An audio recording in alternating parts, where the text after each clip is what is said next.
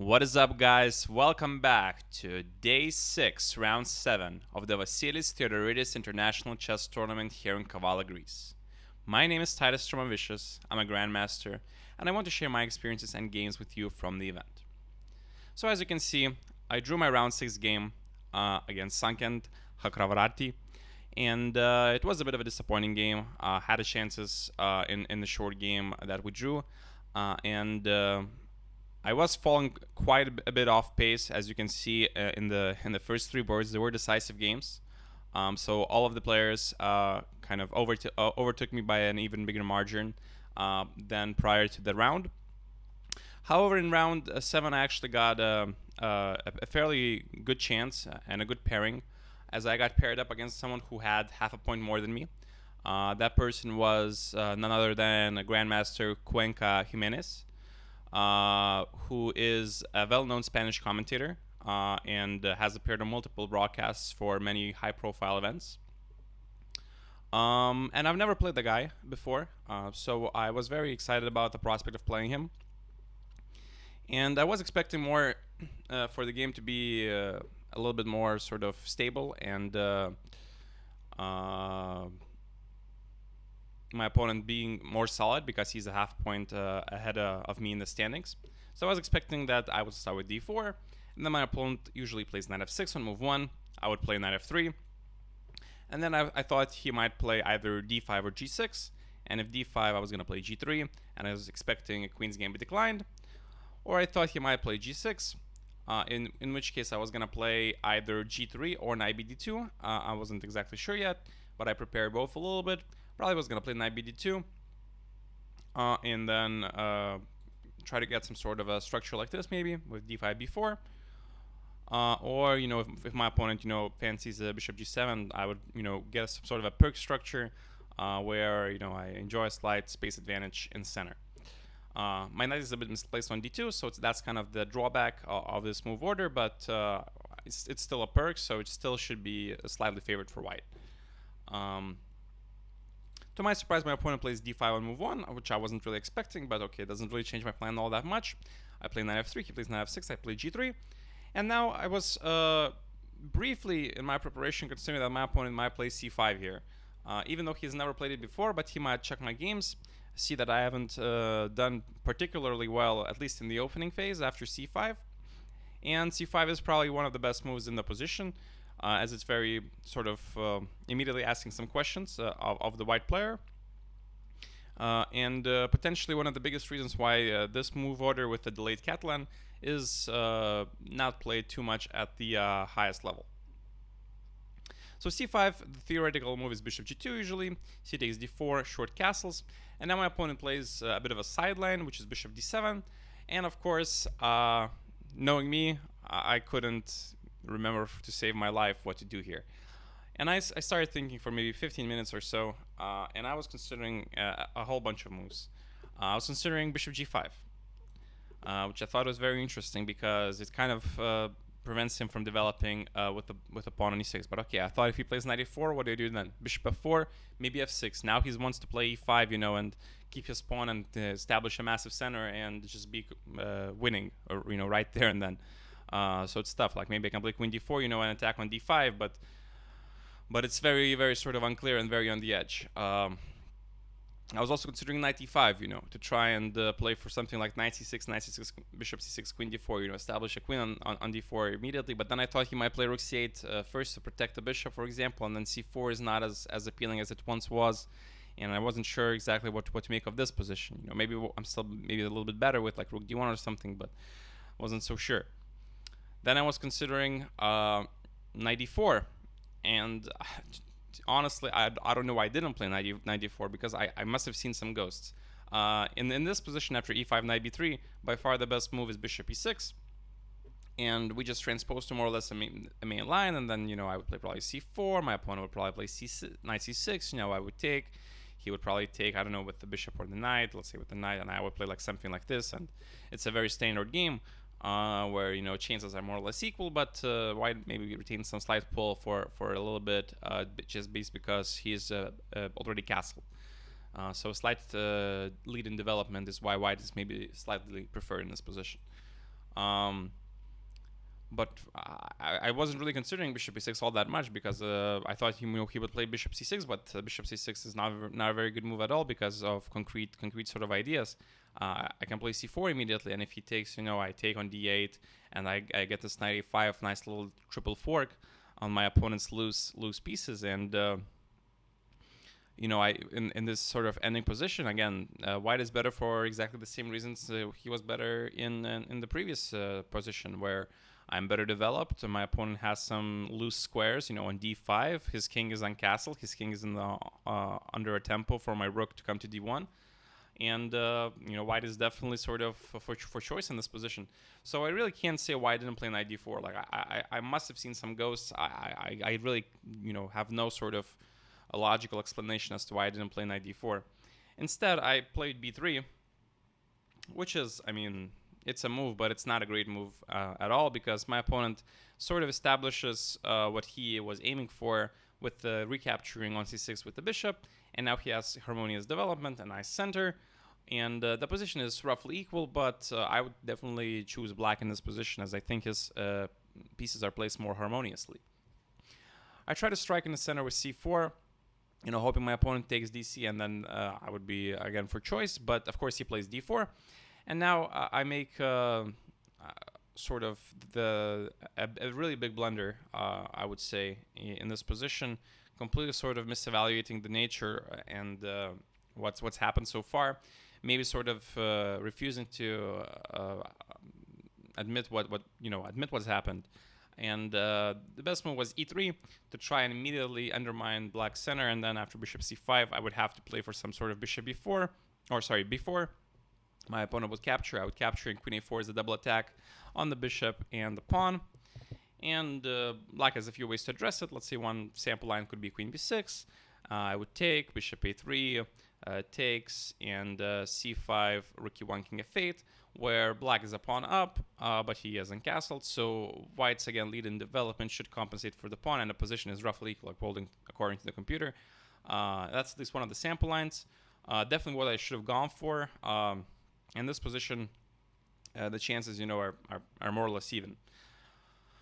Instead, I played rook e1, which is a terrible move, and the engine, of course, immediately spits out h5, which is not surprising. With the modern engines, they love pushing their corner pawns, and black is already like 1.5 points according to computer better. The evaluation being because of e3, bishop c5, I can't take, obviously, because bishop d4 would trap my rook on e1, because I have such great development as the white player. And I would have played bishop a3, and then my opponent just takes and plays for d3. And to be fair, I think d3 is a move that's a little bit difficult to make, but at the same time, it's pretty clear as to why it works in this exact case.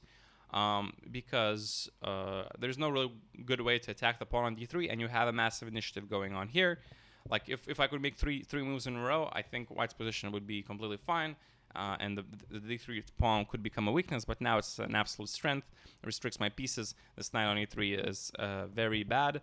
Potentially the pawn can come on e4, clamp down on the bishop before the trade or after a trade, and just really hard to find a good way to for white to finish development and sort of deal with all of these potential ideas that black has.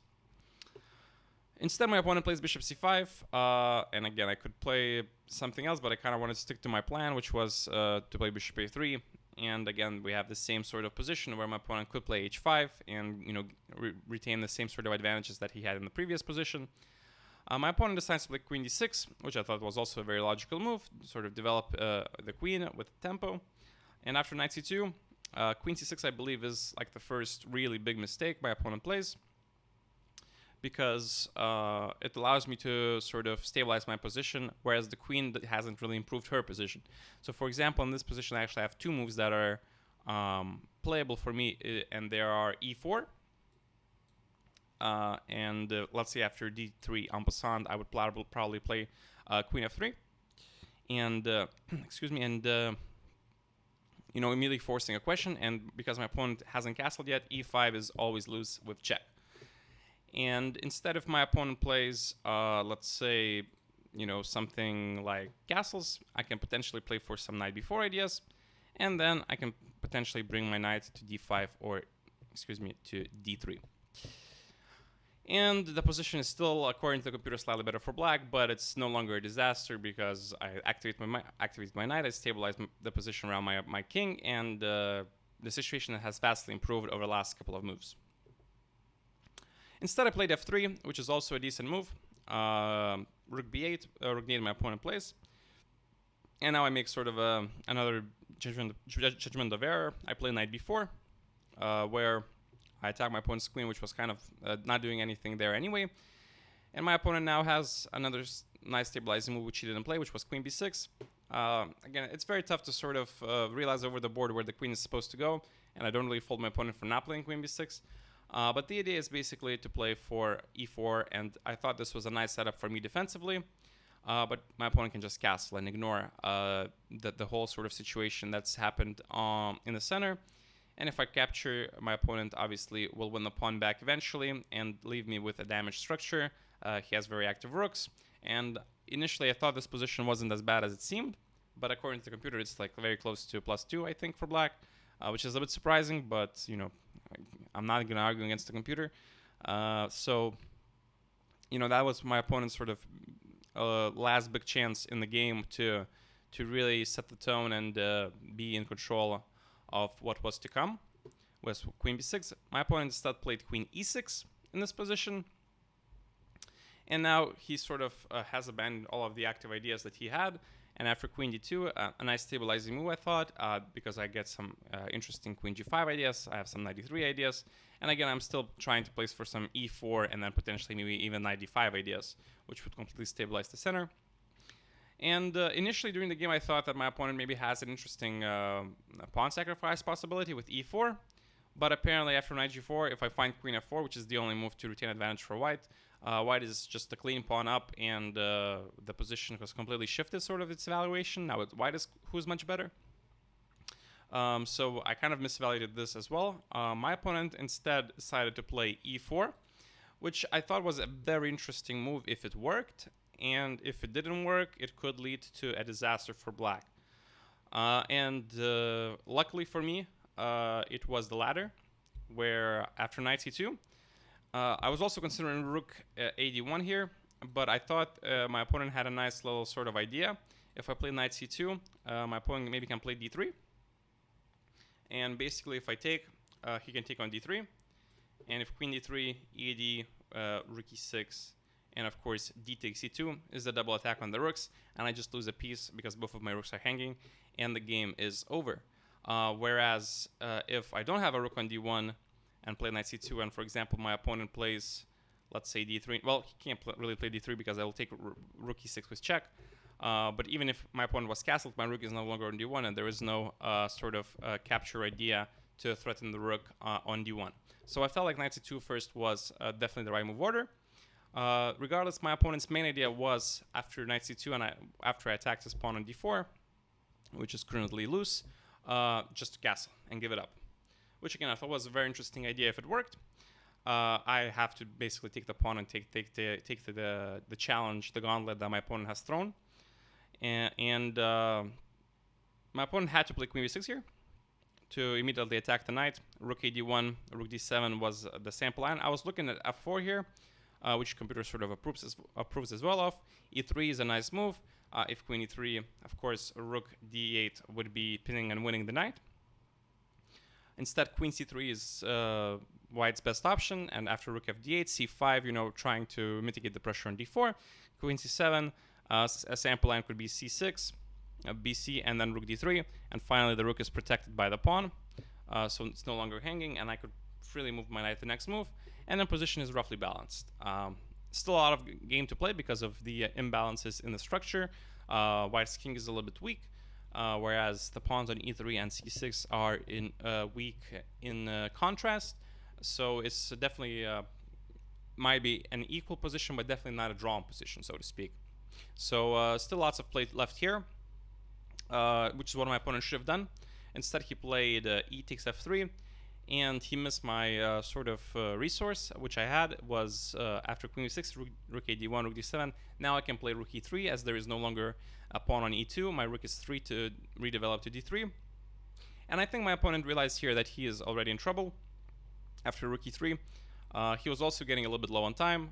We both were, to be honest. We were spending a lot of time. We were both known tankers, time trouble enjoyers, so to speak. And we're burning both a lot of time already. I think we're down to maybe less than 30 minutes each. My opponent plays rook fd8 and offers me a draw. But again, I feel like I've already weathered the storm, so to speak. And I feel like I'm just more or less a healthy pawn up. And of course, it's not a full healthy pawn because I'm still pinned on the d file. I can't move my knight freely. It does require some technique, but I do think white has sort of definitely the chances with the extra pawn to convert it cleanly. And I think with best play, it's probably already winning, so to speak, computer against computer. But obviously, in a practical human game, anything can happen still, because my king is still a little bit sort of softened up, right? Like there's the pawn is moved to f3. If potentially he can get some sort of ideas with h5, h4, could be annoying with knight h5, for example, queen g6. So black has still some sort of counterplay ideas against the king. But again, white is obviously for choice here in this position. My opponent plays queen c3, which I thought was a very sort of natural move. After queen c3, his idea is to play queen e5 and to basically keep the pins going for as long as possible, to see if he can provoke some sort of further weakenings in my position, as the tension is kept in the center. I decided to play rook e1 just to see what my opponent wants to play, because I couldn't find sort of a productive plan so far. But after queen c7, decided to go back, queen e5, rook e3. Now he cannot go back to queen c7 because I would potentially be able to free my knight with knight b5. And trades definitely benefit me in this situation. So every single pair of rooks I can trade greatly increases my chances of potentially winning this game. So instead, my opponent decided to play queen b8. I decided to try and unpin in this manner with rook dd3, queen d6. And here I think I was calculating for the longest time if I should go for queen c2. I'm not sure if it was in this position. I think it was in this position that I calculated queen c2 to try and play for some knight e6 ideas. Basically, the idea is if my opponent, let's say, plays h5 or something, I might play knight e6. And if my opponent takes, at the end of the day, the rook is hanging on d8, and I could capture and end up with a completely winning sort of endgame queen against rook knight. So I was calculating queen c2, but I couldn't sort of completely understand the complications that could arise after queen c5, because now my knight is again hanging, so I have to address that. And for example, if I play knight e2 and try to unpin myself, then my opponent maybe has some knight d5 shots, and apparently this is completely fine if I find rook e4, which is more or less the only move to keep the advantage. And my next move against most of my opponent's moves is queen d2 to complete the sort of regrouping of my pieces. And again, this seems very sort of straightforward when you look at it on the engine. And of course, I was looking on the engine with this sort of situation, but I wasn't sure, like, for example, if f5 happens, like, what am I supposed to do? Am I supposed to play rook e5 or something else? I was planning to play rook e5, but then, there's potential sort of ideas with knight f4, knight e3, and I was already getting below 10 minutes, so I didn't really want to, allow my opponent any of these tactical nuances that could potentially happen. And I decided just to play a quiet rook d2 again to see what my opponent is going to do. No real idea, except for maybe in the future to play for b4 or f4 and knight f3, which would defend the rook on d2. That's basically sort of a long-term idea. My opponent plays h5, which he should. Now I play b4, again trying maybe to play for knight b3. Queen e6, which is maybe not the most tenacious move.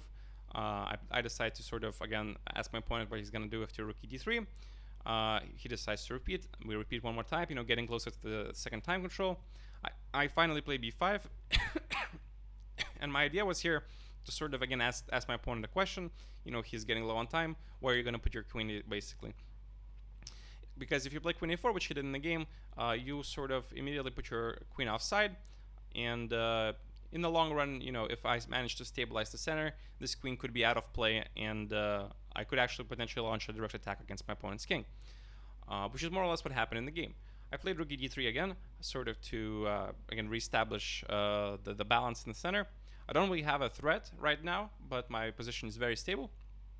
My opponent gets down to his last seconds and plays rook c7, and I have to say I was maybe so he has like 30 seconds basically after the increment of the move.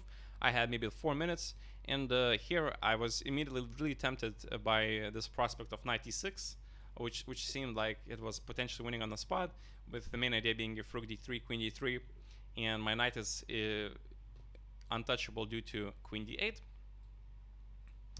and sort of the game would be over. But of course my opponent doesn't have to take a knight on e6, and he just can play rook d7 in this position, and apparently the evaluation is very close to equal here, because I have to play knight d4 and something like a6, undermining my sort of pawn chain on the queen side. I don't really have a good way to deal with a6, and I'm still pinned. I'm still under pressure, and if, for example, I play something like, let's say, some random move like with this, you know, if my opponent takes, he potentially is also gaining some extra ideas with knight d5. You know, a2 is still loose, b5 is still loose. Like, all of my pieces are sort of tied up to defense, and this position is definitely not as one-sided as it once was. So instead I played the c5, which was by far the best move in this position. And basically my idea was, again, I don't really know what I'm sort of planning in the long run, but my short-run idea is to play c6 as quickly as possible, create a passer, and then my opponent has extra sort of problems to deal with while I try to stabilize my position in the process. Again, my opponent gets down to the last seconds and plays rook e8, and unfortunately rook e8 is sort of the final nail in the coffin, as it allows a knight f5, which you know, increases sort of the coordination of my pieces tremendously. The knight can come to d6, the knight is looking at g7, and with 1 second on the clock my opponent plays rook f8, and of course both moves win, but I decided to go for the more direct knight g7, launching a direct attack against my opponent's king. King takes g7, rook d6, rook e8, queen f6, king g8, and after rook 6 d5 I reach the second time control, but it's also made in maybe around 8 moves, so my opponent resigns. So after a very sort of embarrassing opening phase where I completely mishandled the position for, it seems like, the millionth time in a row, with the white pieces I ended up basically losing on move 10. My opponent failed to sort of launch a direct attack against my king with h5, and slowly but surely I managed to untangle, and then my opponent blundered a pawn, and I managed to successfully convert my advantage that I achieved and score a very important win. To sort of my disappointment, board 1, which was face-off between 2 leaders, there was a decisive game there.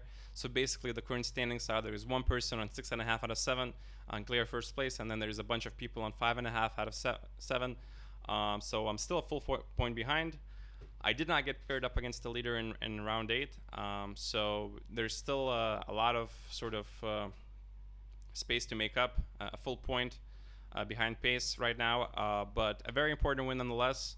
Again, very embarrassed by how the opening phase went, but I'm very happy to sort of shift the balance of the tournament, shift the narrative, and finally score a big win. And we'll see how round 80 goes, and I'll see you all in the recap for that game.